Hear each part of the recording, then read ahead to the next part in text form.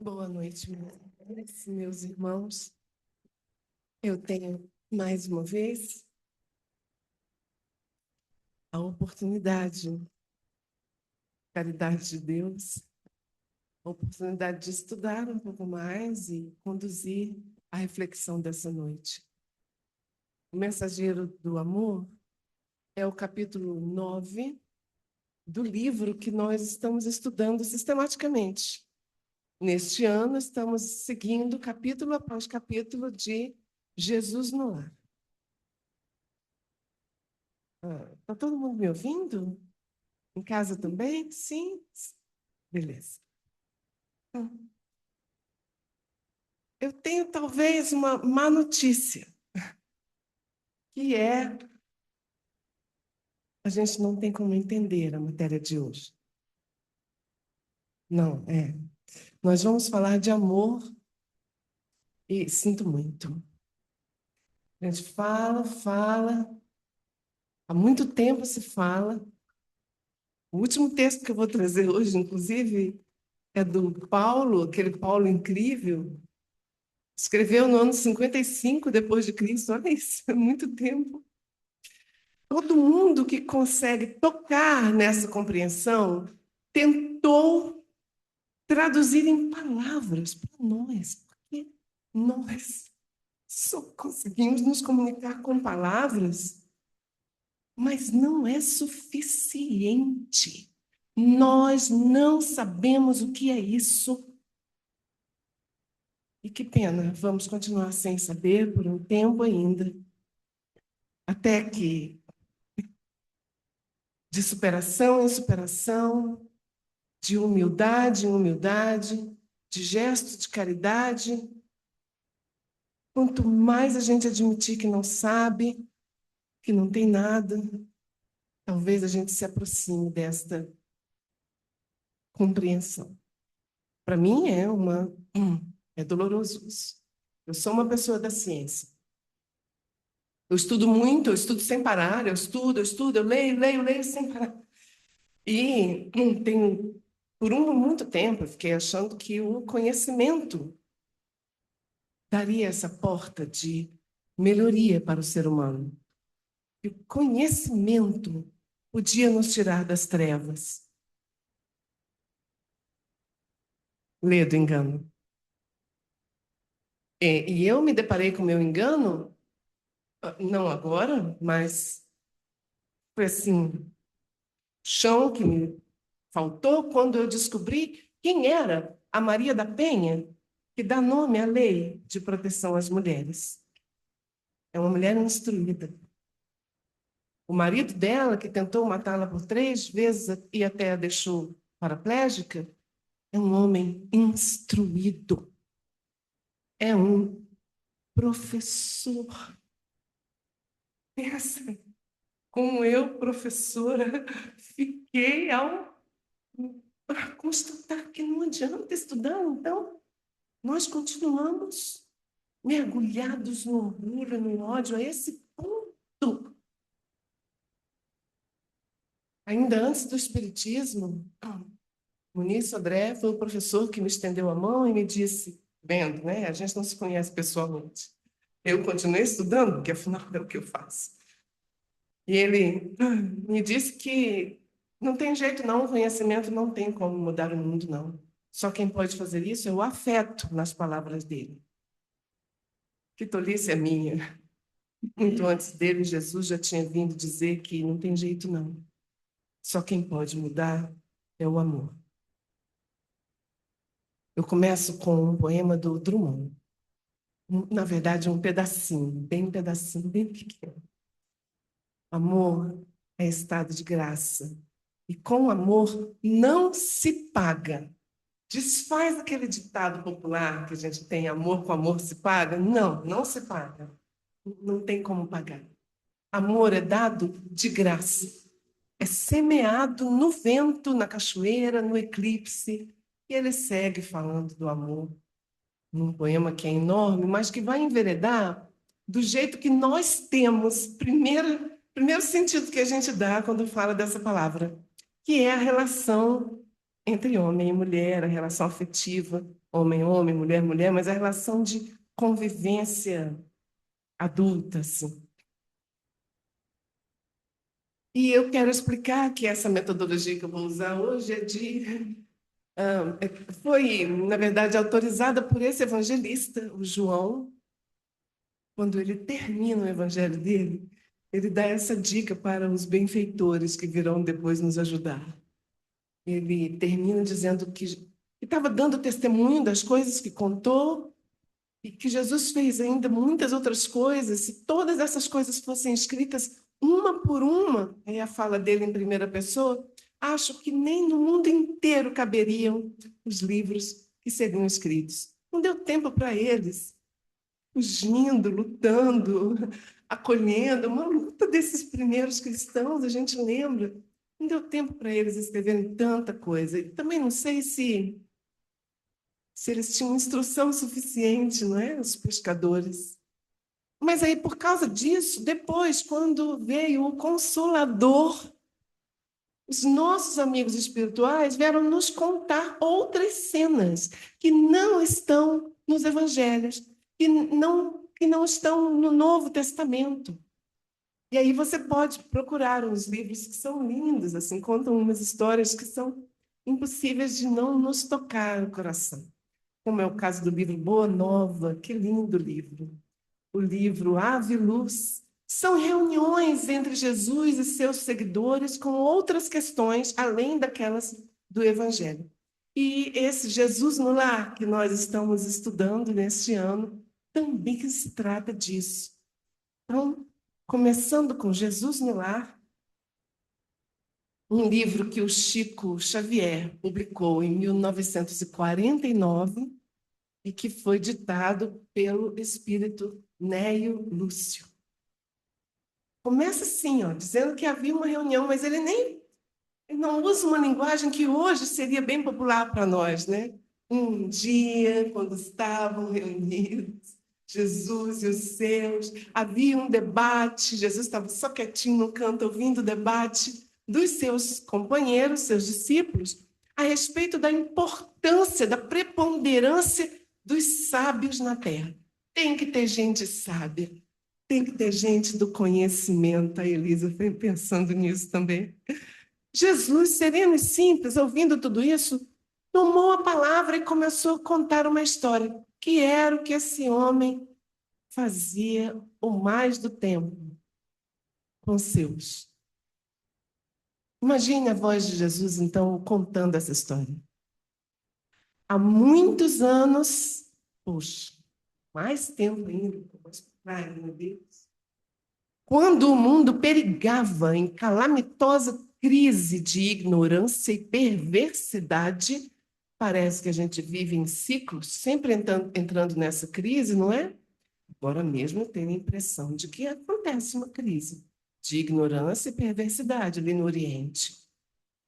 Mas então, naquela ocasião, o poderoso Pai enviou ao mundo um mensageiro da ciência, com a missão de entregar-lhe gloriosa mensagem de vida eterna. Vai, cientista. Essa pessoa nasceu, tomou forma nos círculos da carne, cresceu e virou professor.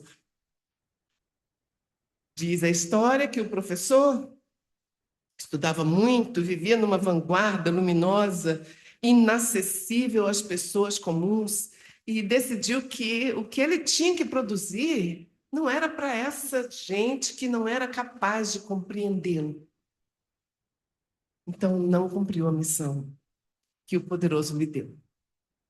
Observando-o, incapaz de atender aos compromissos assumidos, o Senhor, compassivo, porque não cessa a sua misericórdia, providenciou a viagem de outro portador da ciência, que, nascido, decorrido algum tempo, se transformou em médico admirado. Esse, então, com tanto que estudava e o quanto foi admirado, passava os dias numa sala de ervas, de remédios chamadas beberagens na época, e passou a atender gente doente que tinha importância e condições de lhe recompensar grandemente. E aí ele passou a afirmar que a plebe, de novo a plebe, os esquecidos, essa ralé, era muito mesquinha para merecer a atenção dele. Ficou cuidando dos mais importantes. Fracassou. O todo bondoso determinou então a vinda de outro emissário da ciência. Esse virou um guerreiro, guerreiro célebre. E guerra é uma coisa que faz sucesso por aqui, ainda. E usou da espada calculosamente, e ele foi muito corajoso, muito vingativo, muito astucioso, e foi se afastando dos humildes e dos pobres, até chegar ao ponto de afirmar que o povo só tinha uma única finalidade: salientar a glória dos dominadores. Por pouco ele não falava como um outro general do início do século XX que dizia que o bom da guerra era que dava uma limpada no mundo, diminuía um pouco essa quantidade de gente suja e pobre. Não foi a fala desse aqui, mas aqui, ciência tem o Senhor Deus. Está contristado já, com tanto insucesso, mas mandou um outro missionário da ciência. Esse virou artista. E a arte demanda isso tudo também. Vai fazer música para você ver, tanto que o negócio é duro. Gente, isso foi justamente o caminho que ele escolheu. E passou os dias isolados em salões ricos, fartos, compondo músicas que embriagassem o prazer e o coração daqueles homens felizes que podiam também recompensá-lo e que ele considerava dignos da sua companhia. Ele, inclusive, acreditava que a música que ele produzia era muito avançada para o seu tempo e se afastou das multidões, pouco esclarecidas. Eita, que trem difícil. Foi então que o excelso Pai, ainda é a história de Jesus, preocupado com tantas negações, ordenou a vinda de um mensageiro não mais da ciência. Esse outro enviado enxergou todos os quadros da terra com imensa piedade. A piedade, às vezes, a gente fala dela como se fosse uma coisa ruim, mas foi isso que o moveu. Ele sentiu piedade de todo mundo que fazia o papel do professor, do médico, do guerreiro, do artista. Se comoveu ante a desventura e a selvageria da multidão e tomou a decisão de trabalhar em nome de Deus. Transformou-se no servo. É um servo diligente, é um servo que não espera que te mandem. Ele vê a necessidade e atende. Passou a agir em benefício geral. Passou a se identificar com o povo a que veio servir. Ele sabia desculpar infinitamente. E tinha que repetir o esforço? Repetia 1000 vezes. Repetia a lição? Eu falo outra vez.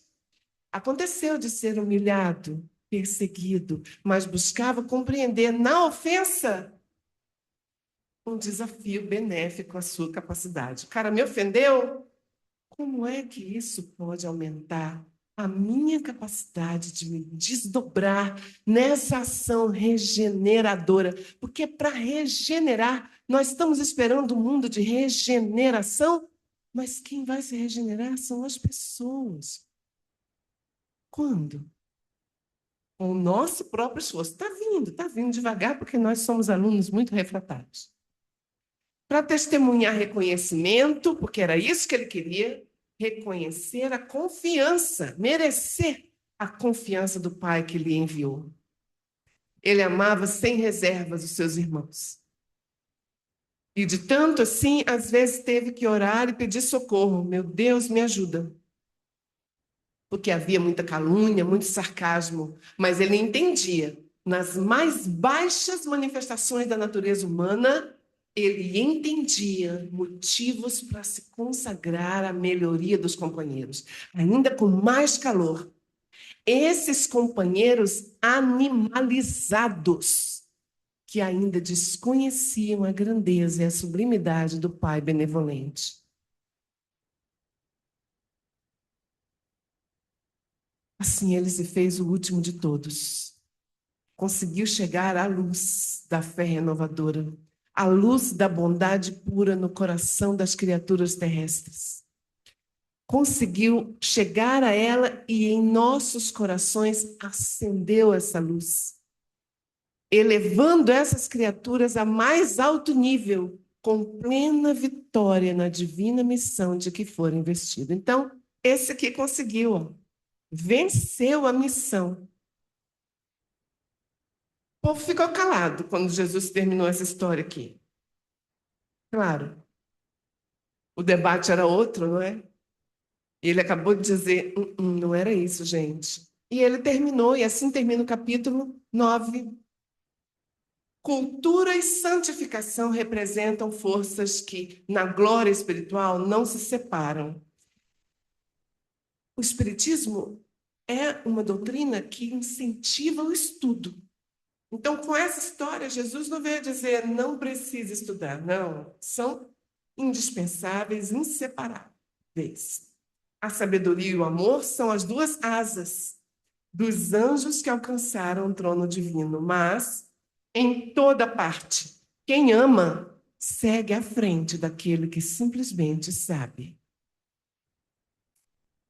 É uma frase que encerra a palestra, não é? Segue à frente daquele que simplesmente sabe. O que é que você sabe? Tem que colocar uma gota de amor aí no que você sabe. Aí eu me lembrei de uma oração do André Luiz, aquele André Luiz do livro Nosso Lar. Também, graças à benevolência desses benfeitores, nós temos uma série de orações que são publicadas e às vezes gravadas. Aquele rapaz que tem a voz bonita, o palestrante Haroldo Dutra Dias, né? Ele tem umas dessas preces com a voz dele assim narradas no YouTube. Essa prece é bem grande do André Luiz, mas tem um trechinho dela que sempre me toca, que é quando ele está pedindo a Deus para ter um pouquinho de paciência, porque, apesar de amadurecidos para o conhecimento, nós, muitas vezes, somos crianças pelo coração. Ágeis no raciocínio, somos tardios no sentimento. Na verdade, entre nós, entre o senso comum das pessoas, no mundo acadêmico também, agir pela emoção é ruim. A emoção está abaixo da razão. É como se a pessoa que anda agindo pela emoção tivesse que pedir perdão pelo que faz. E vem o André Luiz e me diz isso aqui, Ave Maria. Tardios no sentimento, então sem o sentimento não dá nada, não dá nada. Então eu fui agora em busca de outro livro, gente, um livro de um encarnado, do Leon Denis. Leon Denis foi colaborador e seguidor, continuador da obra de Allan Kardec, tão estudioso quanto. Então, ele publicou um livro que tem sido muito citado. Todos os que estudam muito Espiritismo, que se chama O Problema do Ser, do Destino e da Dor.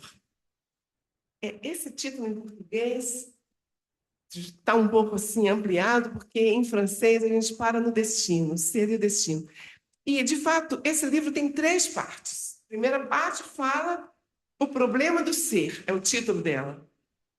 A segunda parte, o problema do destino. Não existe uma terceira parte chamada o problema da dor. O nome dela é As Potências da Alma.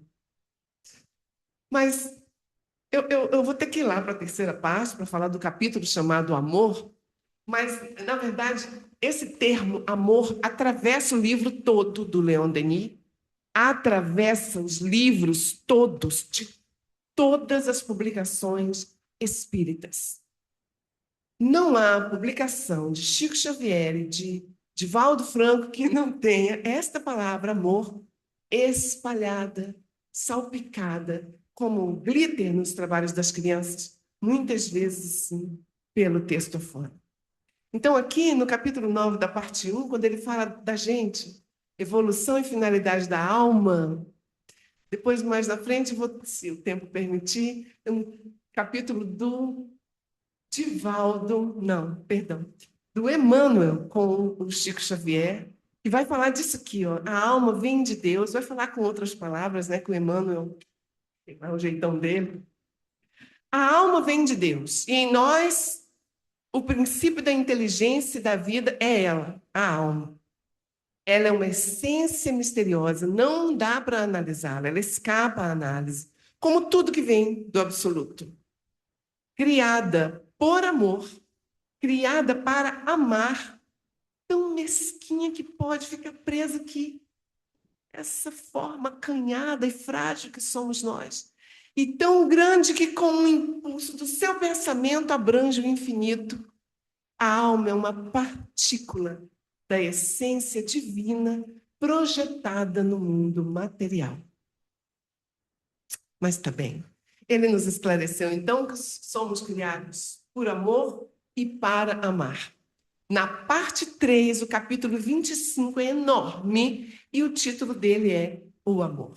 E o Leon Denis vem, eu não vou trazer o capítulo todo, calma, só um trechinho aqui, para as ideias que ele tenta nos esclarecer. Diz que o amor propicia à alma a intensidade de radiação que aquece tudo em volta de si.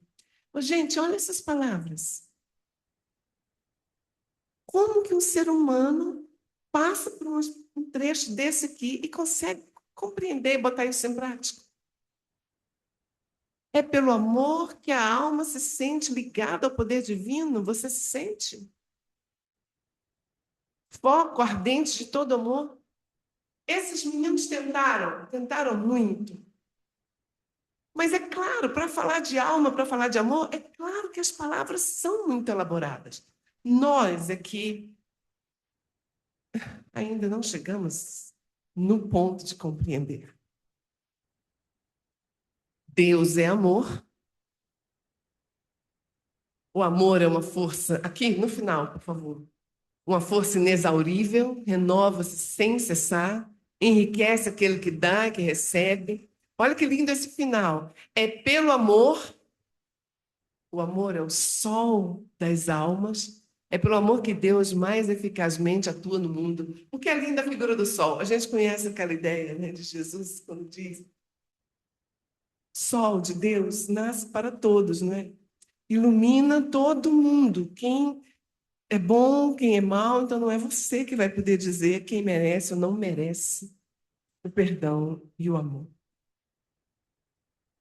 Vamos mudar de livro agora. Caminho, Verdade e Vida foi editado pelo Emmanuel em 1948. A gente estava no 1905, agora 48. O capítulo 139 desse, olha o tamanho, olha o número que eu falei, 139. São muitos e muitos capítulos nesse livro. E ele se chama Por Amor, mas só fala de dor. Eu compreendi que até a dor existe por amor. Porque, afinal, o que Deus espera é que você se corrija, se regenere. E você fica aí teimando, teimando, teimando. Vai chegar uma hora que isso vai doer mesmo. Mas para que você se regenere. Então, isso também é por misericórdia. O capítulo 152 chama-se Ciência e Amor. Parece a lição de Jesus lá que a gente acabou de acompanhar, que dá nome a essa palestra. A ciência pode estar cheia de poder. A ciência tem o seu valor, mas só o amor beneficia. Em todas as épocas, a ciência conseguiu inúmeras expressões evolutivas. Não é necessário fazer essa lista para a gente, né? Como é que nós vivemos tanto tempo sem micro-ondas, sem air fryer?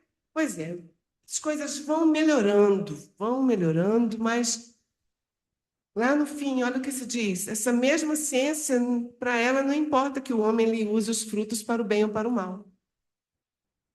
Não compreende o desinteresse, não compreende as finalidades santas. Estou fazendo porque sim, para o bem do outro.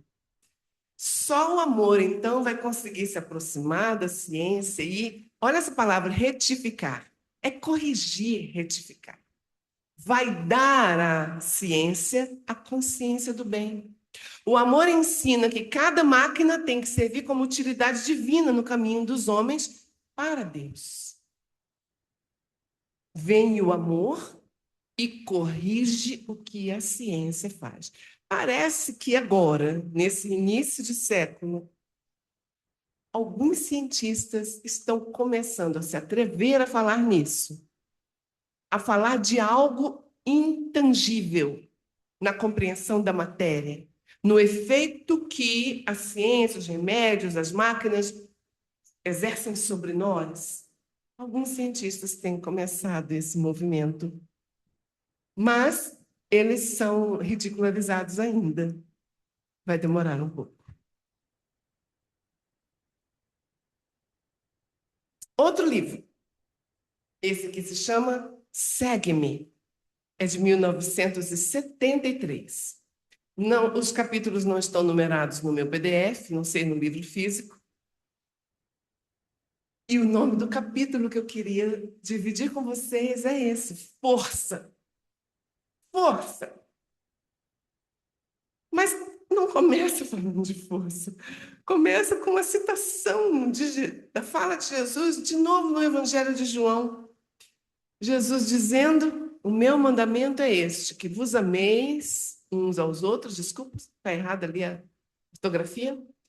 Que vos ameis assim como eu vos amei. É aí que torceu tudo, entendeu?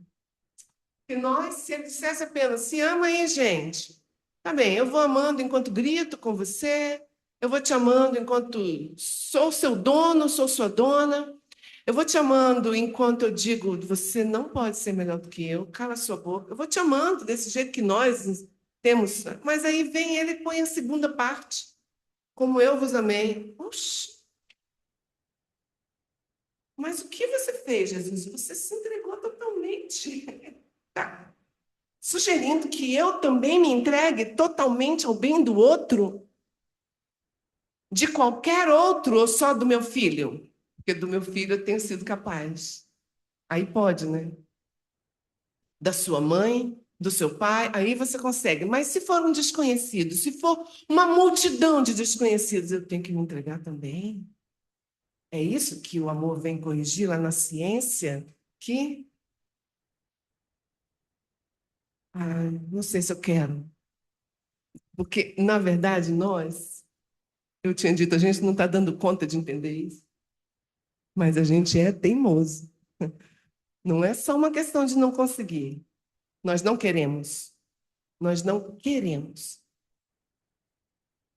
Aquela mesma oração do André Luiz, que fala crianças pelo coração, lá pelas tantas ele diz assim: a sombra e a tentação que nascem de nós.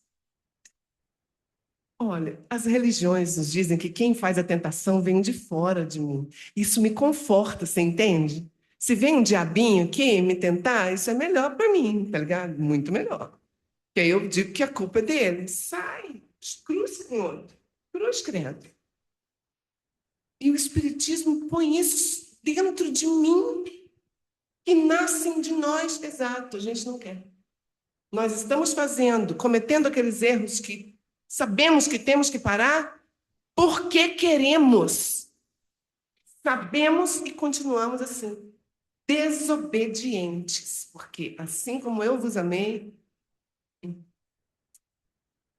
Emmanuel, então, vai nos falar dessas 4 forças aqui, ó.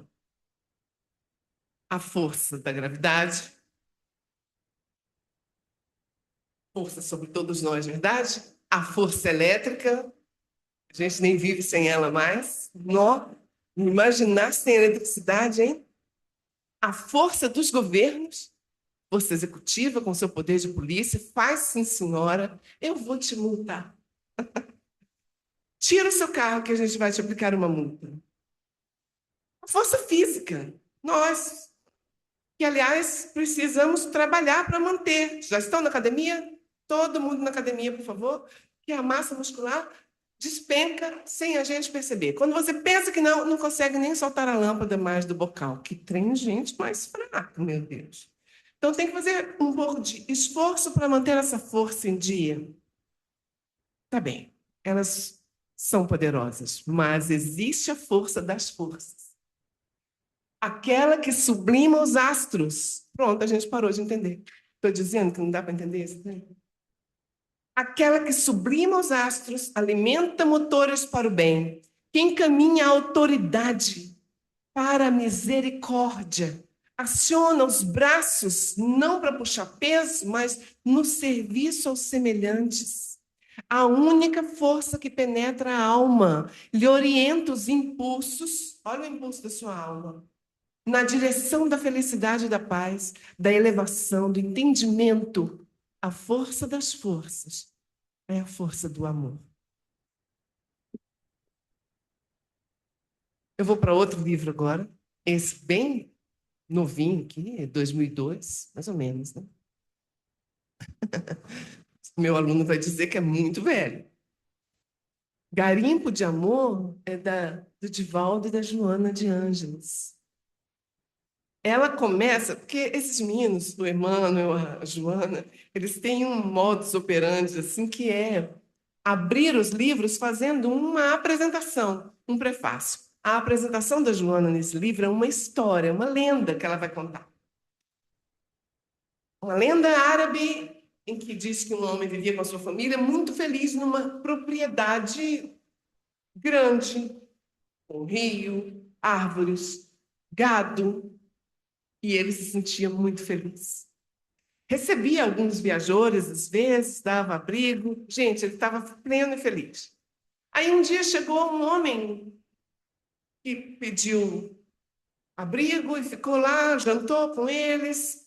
E, à noite, conversando com o dono da propriedade, ele perguntou: por que você se sente tão feliz assim? E o proprietário falou dos bens que tinha, do amor da esposa, dos filhos, da saúde, da força de trabalho. O viajante perguntou: você já viu um diamante? Não, nunca vi. Mas já ouviu falar? Sim, sei que é uma pedra preciosa. Nunca viu um na sua mão? Nunca teve um? Não, nunca. Então, desculpe. Se você não conhece um diamante, você não conhece a felicidade. Dia seguinte, quando foi partir, durante a noite o proprietário já ficou pensando um pouco naquilo, quando foi dormir, e de manhã, ao se despedir, o homem tornou a falar disso, disse: pensa sobre o diamante, e foi embora. Muito bem, pensou. O dono dessa propriedade passou a gastar suas energias viajando pelo país em busca de garimpos para encontrar esse diamante. E gastou muito dinheiro, e ficou doente, deixou de dar atenção à família, e morreu. Ele morreu sem encontrar uma única pedra que fosse diamante, morreu longe de casa, longe dos seus, em busca desta felicidade. A família teve que vender a propriedade. Agora é outro pessoal que mora ali, também muito bem estabelecidos, tem um dono da casa, a casa está decorada toda de um jeito muito diferente. Muitos anos se passaram, lá vem de novo aquele homem que falava que diamante é a coisa mais importante do mundo. O primeiro viajante voltou, passando por aqui, pediu abrigo, estranhou que estava tudo tão diferente, perguntou pelo antigo proprietário, o outro disse: oh, não sei não, eu comprei isso aqui de um corretor, não sei da família que morava aqui. Que curioso, o que será que aconteceu com eles?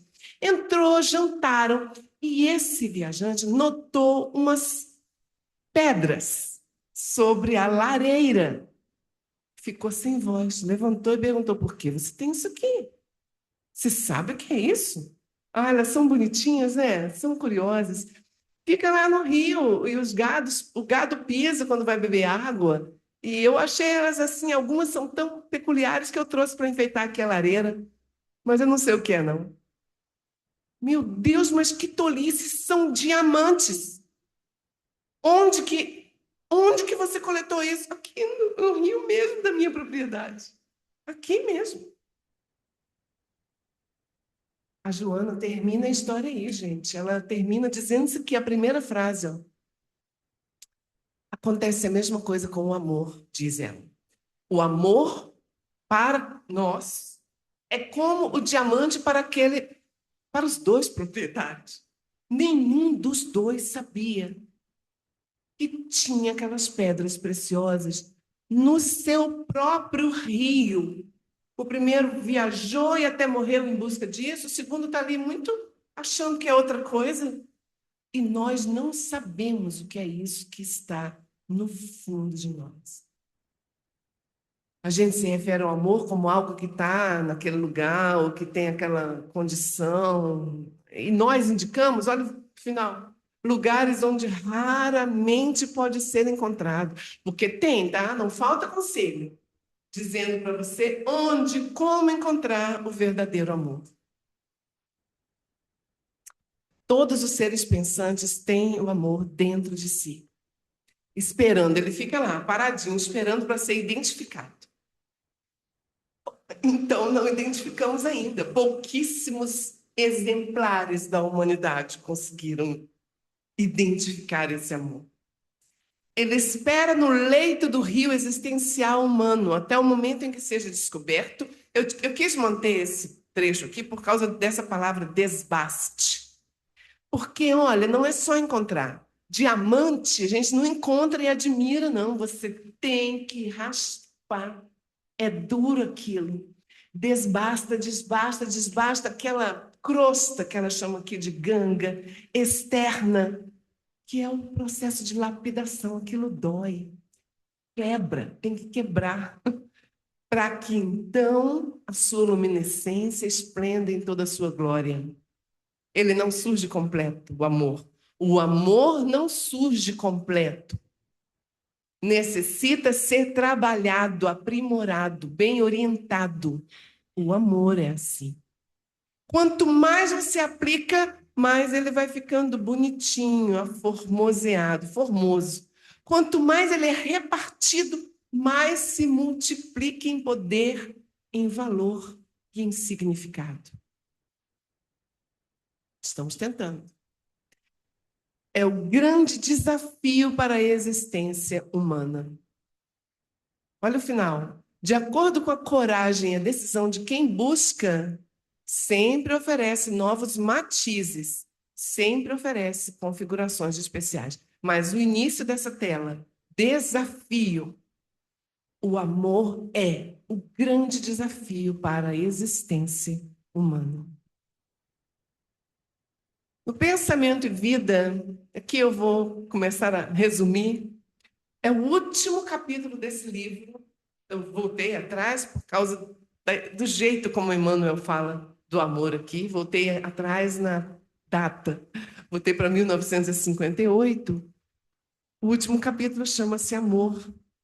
E aqui o Emmanuel trata como sendo um plasma.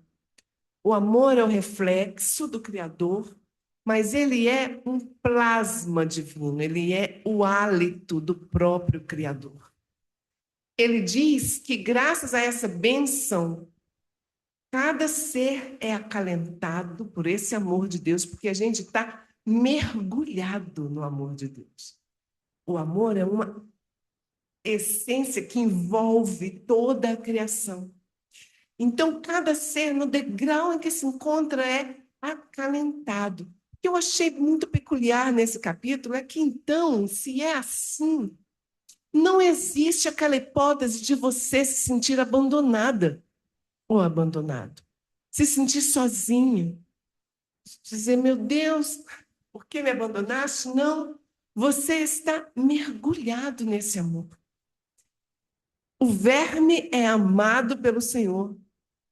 A seiva que nutre a rosa é a mesma que alimenta o espinho. Na mesma prisão estão amados, o bandido e o carcereiro. Não fica ninguém de fora.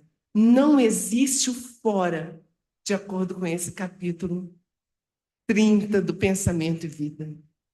Jesus é o nosso modelo. É Jesus que a gente tem que imitar. E ele nos deixou a receita: amai-vos como eu vos amei. A carta de Paulo é mais antiga ainda. É ali logo depois que o Senhor voltou para o Pai e Paulo estava com toda a sua energia visitando e escrevendo. Ali, mais ou menos no ano 55, ele escreveu a primeira carta para essa comunidade de Corinto, nesse texto que é imortal, que todos nós conhecemos.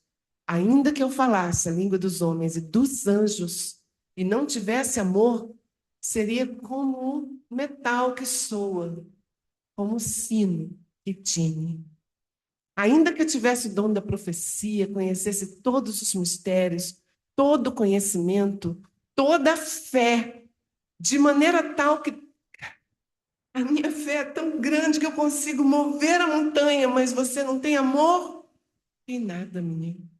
Nada seria. É desse amor que a gente não consegue se aproximar.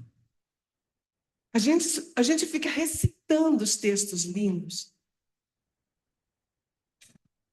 Mas olha, gente, não vamos desistir, tá bem? Tem essa coisa de que pena, é difícil demais essa matéria. Fico imaginando assim, me ensina, por favor, logaritmo. Me ensina a calcular com logaritmo. E você, que estuda mais do que eu, olha para mim e diz: mas é que você ainda não sabe somar e subtrair. Que não sabe somar e subtrair. Vai ter que aprender a somar e subtrair para que eu chegue ao logaritmo. Isso demora? Demora. E pelo jeito tá difícil de somar e subtrair. Pelo que eu estou vendo você fazer aí, as operações básicas ainda você não alcançou.